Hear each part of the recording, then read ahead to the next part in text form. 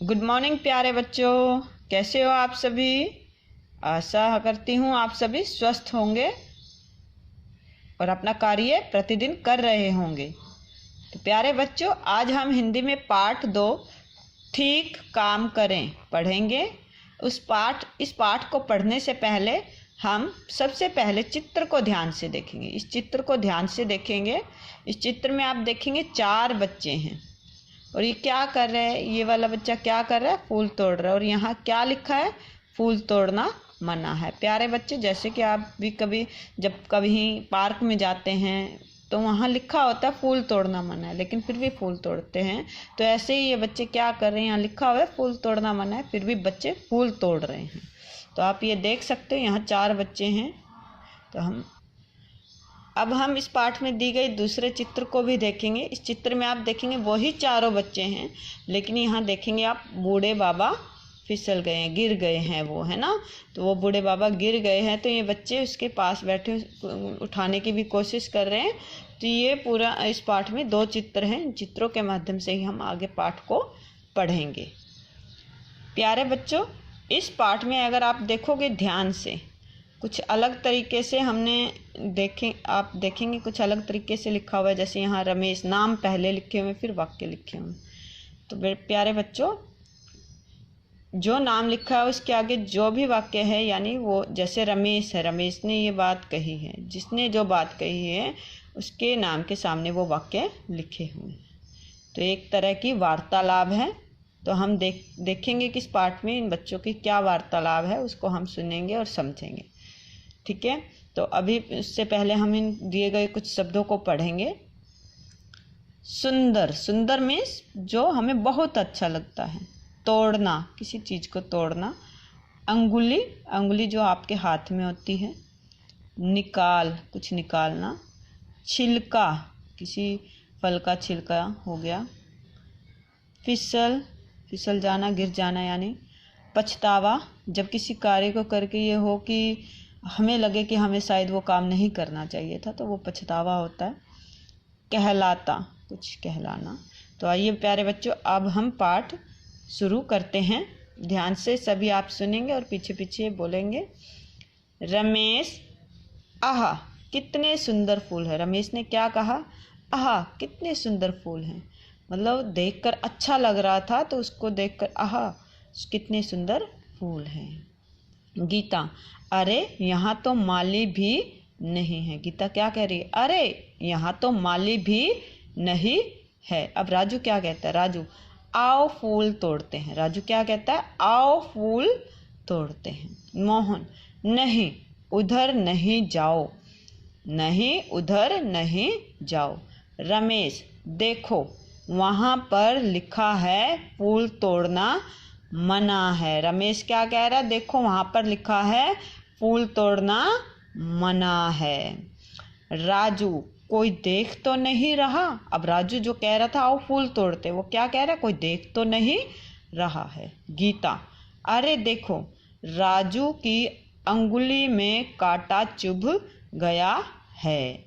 अब देखो फूल तोड़ रहा था, तो फूल तोड़ते तोड़ते क्या हुआ, अंगुली में कांटा चुभ गया। मोहन, उसकी अंगुली से तो खून बह रहा है। अब कांटा लगा है, तो कांटा लगने पर अंगुली से क्या बह रहा है, खून बह रहा है। और ये बात किसने कही है, मोहन ने। गीता, मैं कांटा निकाल कर दवाई लगाती हूँ। अब गीता क्या कहते हैं कि मैं उसकी अंगुली से कांटा निकाल कर दवाई लगाती हूँ। अब हम नेक्स्ट पेज पर देखेंगे। रमेश, देख लिया ठीक काम ना करने का नतीजा। अब रमेश क्या कह रहा है, जो राजू ने पीछे जो काम किया वो ठीक नहीं था, तो उस काम को ठीक ना करने का नतीजा क्या है, मतलब उसको क्या हुआ, अंगुली में कांटा लग गया। यानी अच्छा काम ना करने का नतीजा भी अच्छा नहीं होता है। नतीजा यानी कोई फल, जो कार्य करने का हमें रिजल्ट मिलता है। राजू, मैं अब कभी गलत काम नहीं करूँगा। अब राजू क्या कहता है ये सब होने के बाद, कि अब मैं कभी भी गलत काम नहीं करूँगा। मोहन, गीता, तुमने केला खाकर छिलका सड़क पर फेंक दिया। अब मोहन गीता को क्या कह रहा है, तुमने केला खाकर छिलका सड़क पर फेंक दिया। गीता, कुछ नहीं होता। अब गीता क्या कह रही है केला का छिलका फेंकने के बाद? कि कुछ नहीं होता, कोई बात नहीं। मोहन, अगर उस पर किसी का पाँव पड़ गया तो वह फिसल जाएगा। अब मोहन क्या कहता है कि अगर केले के छिलके पर किसी का पाँव पड़ गया तो कोई फिसल जाएगा। राजू, वह देखो बूढ़े बाबा फिसल गए। अब राजू ने क्या कहा? वह देखो बूढ़े बाबा फिसल गए। रमेश, भागकर उठाते हुए। अब रमेश भागकर आया उठाते हुए।